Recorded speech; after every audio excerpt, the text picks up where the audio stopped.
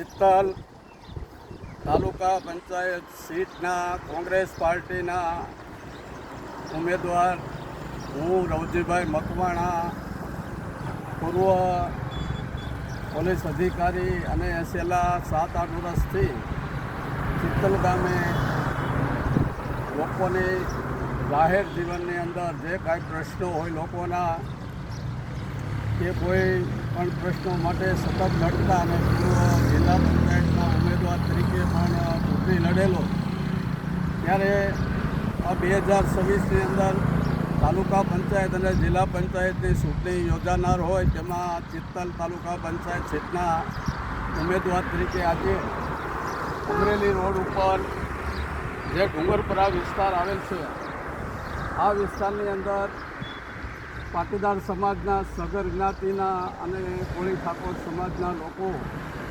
જ્યારે વચ્ચે છે ત્યારે આ વિસ્તારની મુલાકાત લેતા લોકો જાહેરમાં આવી કોઈ વાત કરવા માટે આ ભારતીય જનતા પાર્ટીના ઉમેદવારો અને તેમના ઉપરથી ચૂંટાયેલા પ્રતિનિધિઓને બીકથી કોઈ જાહેરમાં બોલતા નથી. પણ આ વિસ્તારના પ્રશ્નો તમે જુઓ, આ રોડ ઉપર પ્રથમ લોક કેન્દ્રીય કામ કરવામાં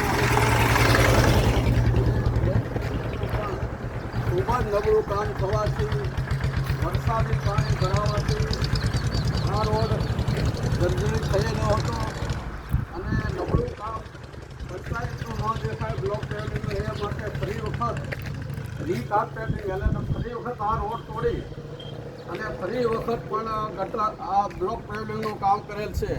ત્યારે તમે જુઓ, આ ગટરના ઢાંકણાઓ જો ખુલ્લા છે, રોડ ઉપર રાતનો સમય હોય, વાહન ચાલકો આ ગટરના જે ઢાંકણાઓ જેનો ભાગ પણ સાઈડમાં બુરવામાં આવેલ નથી, જેના કારણે લોકો પરેશાન થાય અને વાહન અકસ્માત પણ થાય. ત્યારે આ બ્લોક પેવલિંગના પણ હજી થોડો સમય થયેલ હોય ત્યારે તમે જુઓ, બ્લોક પેવલિંગ પણ તૂટી ગયેલા છે, ક્યાંય પાણીના નિકાલ નથી, ભૂગર્ભ ગટર બનાવેલી છે કે કેમ એ પણ કાંઈ ખબર નથી. પણ તમે આ વિસ્તારના લોકોની હાલત જુઓ, એવી પરિસ્થિતિ છે. સામે ચિત્તલ રેલવે સ્ટેશન રોડ જે હાઈસ્કૂલથી જે રેલવે સ્ટેશન તરફ એ રોડ પણ જર્જરિત છે. ત્યારે આ ગંદકીનું સામ્રાજ્ય તમે જુઓ અને આ લોકોની કામગીરી જુઓ, આ બ્લોક પેવલિંગની હાલત તમે જુઓ. આ સાઈડમાં જો રામાપીરનું મંદિર છે, તે સાઈડના બ્લોક પેવલિંગ પણ બેસી ગયેલ છે.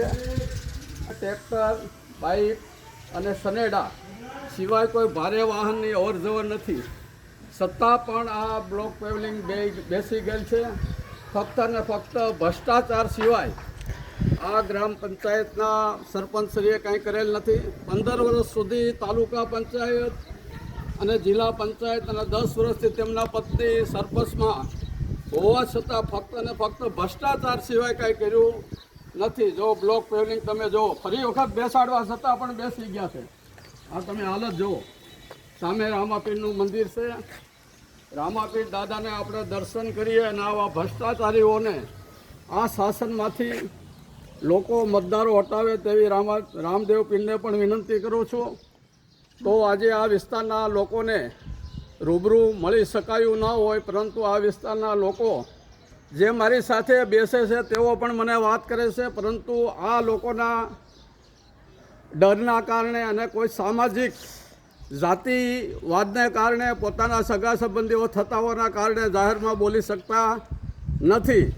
પરંતુ વેદના આ વિસ્તારની છે અને ફક્ત નફા સિવાય કંઈ આ લોકો કરતા નથી. અને પૈસા તો સરકારના જે કંઈ ગ્રાન્ટ ફાળવે છે તે અહીંથી ભ્રષ્ટાચારની ટોળકી બનાવેલી છે. એ ટોળકી ભ્રષ્ટાચાર સિવાય કંઈ પણ રૂપિયા કમાવા સિવાય કંઈ પણ કરતા નથી. તો આ વિસ્તારના મતદારોને વિનંતી કરું છું કે કોઈ સારા ઉમેદવાર તમને લાગે, દરેક પાર્ટીમાંથી લડવા આવશે, કોઈ વ્યક્તિગત રીતે કામ કરતા ઉમેદવાર પણ હોય, પાર્ટી લેવલે હોય, તો તમારો મત એળે ન જાય અને કોઈ સારા ઉમેદવારને તમારો મત આપજો. કોઈ મતદાન હંમેશા સારા ઉમેદવારને કરાય. આપણે ગમે તે સમાજના હોઈએ પણ આપણો મત તો જે કામ કરતા હોય અને સારા ઉમેદવાર હોય તેમને આપણો મત અપાય તો આ લોકશાહી ટકી રહે. બાકી આવા ભ્રષ્ટાચારીઓને કે જે ભ્રષ્ટાચાર કરતા હોય, નબળા કર્મો કરતા હોય, એવા લોકશાહીની અંદર કોઈ પણ પાર્ટીના ઉમેદવાર આવે અને તેને જીતાડીએ તો વધારેમાં વધારે ભ્રષ્ટાચાર કરે. કોઈ પણ જાતની સાફ સફાઈ કરતા હોય તેવું પણ મને જણાતું નથી. ફક્ત કચરા પેટી આ વિસ્તારમાં કચરો લેવા આવતા હોય તે સિવાય કોઈ રોડને પણ સાફ સફાઈ કરતા હોય તેવું જણાતું નથી. તો ચિત્તલ તાલુકા પંચાયત સીટ પરથી હું રવજીભાઈ મકવાણા, મને તમે સારી રીતે ઓળખો છો કેમ કે હું ચિત્તલ ગામે મોટો થયેલ છું અને ચિત્તલ 10 ધોરણ સુધી ભણેલો છું. 10-12 વર્ષ સુધી અહીંયા પોલીસમાં અને પોલીસ જમાદાર તરીકે પણ નોકરી કરેલી છે અને 10 વર્ષથી અહીં ચિત્તલ રહું છું. આ મારું વતન બનાવેલ છે અને લોકોને સતત લોકોના પરિશ્રમ માટે લડતો રહું છું.